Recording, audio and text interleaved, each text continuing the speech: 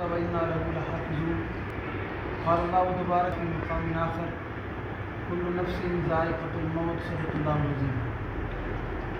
جیسا کہ آپ حضرات کے علم میں ہے، آج جامع امت محمدیہ میں ایک عظیم الشان عظمت قرآن و استقبال رمضان کے عنوان سے ایک پروگرام منعقد تھا، جس پروگرام کے میزبان ہر دل عزیز شخصیت، مجاہد اسلام، غازی اسلام، عظیم ورکر حضرت مولانا بلال حیدری صاحب دامت برکاتہ، جن کے والد صاحب کا کل رات انتقال ہو گیا۔ اللہ تعالیٰ ان کو غریق رحمت کرے، اللہ ان کو جوار رحمت میں جگہ عطا فرمائے، اللہ ان کی کامل مغفرت فرمائے۔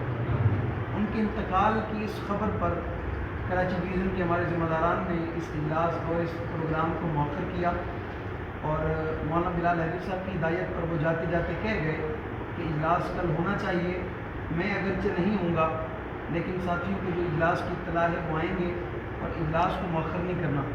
یہ اس بنیاد پر اجلاس کیا جا رہا ہے، اور چونکہ رمضان المبارک کا مہینہ قریب ہے، اور رمضان المبارک کے حوالے سے جماعتی چند ہدایات اور اس حوالے سے جو جماعتی کام کی ایک ترتیب ہوتی ہے، اس کو چونکہ ہم نے آگے چلانا ہے، تو اس حوالے سے ہم یہاں بیٹھے ہیں۔ لیکن ہمیں یقیناً بہت افسوس ہے، مولانا بلال حیدری صاحب وہ خود بھی بہادر انسان ہیں، اور ان کے والد صاحب بھی بہت بہادر انسان تھے۔ میں اپنی بات کہوں تو میرے سے میرا جانا ہوا، اور ان کے والد صاحب کو پتہ چلا، ہم آئے ہیں تو وہ ہمیں ملنے کے لیے کمرے میں آئے۔ کافی علیل تھے، ان کو گھٹنے کا زیادہ مسئلہ رہا، تو وہ چل نہیں سکتے تھے۔ کمرے میں آئے تو آ کر ہم سے ملاقات کی، جو مجھے انہوں نے سینے سے لگایا، تو وہ کافی دیر سینے سے لگا کر کھڑے رہے، اور کھڑے کھڑے رو پڑے، اور رو کر جب جدا ہوئے تو مجھے کہتے ہیں آپ بہت قیمتی لوگ ہو، آپ امت کا اثاثہ ہو، اور ہماری نظریں آپ پر ہیں۔ ہم اس دور کے لوگ ہیں جو امیر عظیمت مولانا نواز جھنگی شہید رحمۃ اللہ علیہ کا دور تھا، ہم نے وہ دور اپنی آنکھوں سے دیکھا ہے۔ ہم نے مولانا اعظم طارق شہید رحمۃ اللہ علیہ کا دور دیکھا ہے، ہم نے علامہ علی شیر حیدری شہید رحمۃ اللہ علیہ کا دور دیکھا ہے۔ ہم کمزور تھے، اس طرح کام نہ کر سکے۔ آج اللہ نے آپ لوگوں کو موقع دیا ہوا ہے، تو آپ بڑھ چڑھ کے کام کرو، جتنا ہو سکتا ہے آپ اپنی توانائیاں اس کام میں صرف کرو۔ اللہ یقیناً آپ لوگوں کو منزل مقصود تک پہنچائے گا، اور جو آپ کا مشن ہے وہ قرآن حدیث کے مطابق ہے۔ ہمارا یہ عقیدہ اور نظریہ ہے، یہ ان کے الفاظ ہیں جو مجھے آج بھی یاد ہیں، اور انہوں نے ہماری وہاں بہت خدمت کی اور بڑی دعائیں دی۔ یہ تقریباً 1.5 گھنٹے کی نشست ان کے ساتھ تھی، تو ہمیں ایسا لگا کہ ہمیں حضرت جنگی شہید رحمۃ اللہ علیہ کے دور کا وہ انسان ملا کہ جس نے اس دور کے بہت سارے واقعات اور بہت ساری چیزیں انہوں نے ہمارے سامنے رکھی، اور بہت سارے واقعات۔ میلسی میں ایک جلسہ تھا، حضرت جنگی شہید رحمۃ اللہ علیہ تشریف لائے، ہم اس پروگرام میں پہنچے حضرت کی زیارت کے لیے۔ وہاں حضرت پہ پابندی تھی، لیکن کس طرح حضرت وہاں پہنچے، اور اس کے بعد حضرت نے وہاں گفتگو کی، اور وہ جو گفتگو کی حضرت کی تاریخی تھی، یہ ان کے الفاظ تھے۔ انہوں نے مجھے کہا حضرت جنگی شہید رحمۃ اللہ علیہ کا گفتگو کا عنوان تھا، جہاں اسٹیج بنا تھا، اسٹیج کے پیچھے فصل اگی تھی، اور وہ فصل تازی تازی تھی، تھوڑی تھوڑی ہریالی ابھی پھوٹ رہی تھی۔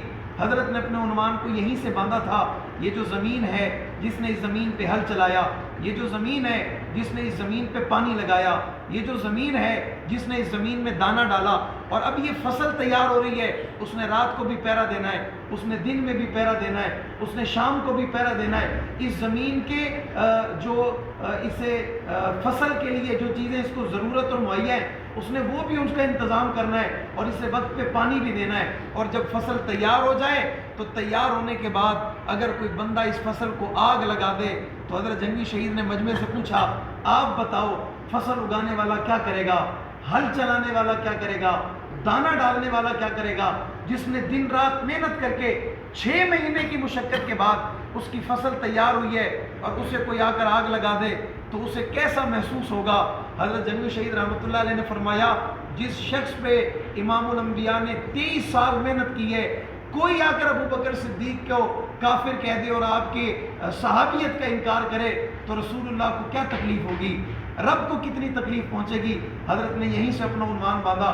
ہم اس پروگرام کا حصہ تھے، تو وہ بہت قیمتی انسان تھے، انہوں نے بہت ساری چیزیں ہمیں بتائیں، اور بہت ساری چیزیں ہم سے شیئر کی، اور بہت ساری ہدایات ہمیں دی۔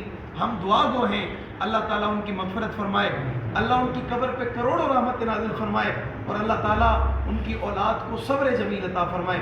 اللہ تعالیٰ جتنے اس علاقے کے لوگ، اس علاقے میں چونکہ ان کا بڑا وقت گزرا اور اس بنیاد میں، اس ادارے میں یقیناً ان کی شب و روز محنتیں ہیں، ان کی اولاد آج جو دین کا کام کر رہی ہے اس کے پیچھے یقیناً ان کی محنت ہے۔ اللہ تعالیٰ ان کی اولاد کو صبر عطا فرمائے اور اللہ یقیناً ان سے دین کا کام لے۔ اللہ ان کو دین کے تمام شعبوں کے لیے اور دین کے بالخصوص مشن امیر عظیمت کے لیے اللہ قبول فرمائے۔ اللہ تعالیٰ ہمارا بل بیٹھنا اپنی بارگاہ میں قبول فرمائے۔ ہم یقیناً اس نیت کے ساتھ بیٹھیں اور دعا کر رہے ہیں کہ اللہ تعالیٰ ہماری اس گفتگو کو، ہمارے اس بیٹھنے کو اور جس نیت کے ساتھ ہم بیٹھیں، اللہ اس کا سارا اجر و ثواب حضرت کی روح تک پہنچائے اور اللہ ان کی قبر پہ رحمت نازل فرمائے۔